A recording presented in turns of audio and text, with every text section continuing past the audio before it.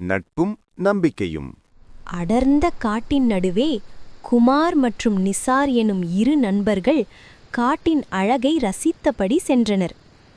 அதே நேரத்தில் ஒரு பெரிய கரடி அந்த வழியாக வந்தது. இருவரும் பயத்தில் நடுங்கினர். குமார் கரடியை பார்த்தவுடன் தனக்குத்தான் முதல் என்பதைப் போல நண்பன் நிசாரை விட்டுவிட்டு மரத்தில் ஏறினான். நிசார் பயத்தில் உறைந்து போனான். என்ன செய்வது என்று தெரியாமல் கரடியை பார்த்தவாறே நின்றான். கரடி மெல்ல வந்து நிசாரின் அருகே நின்றது. அவன் காதருகே வந்து ஏதும் சொல்லாமல் சென்றது. மரத்திலிருந்த குமார் கீழே கத்தி கேட்டான், நண்பா, கரடி உன்னிடம் என்ன சொன்னது? நிசார் அமைதியாக சொன்னான், உண்மையான நண்பனை ஆபத்தில்தான் அறிய முடியும், அப்படித்தான் சொன்னது.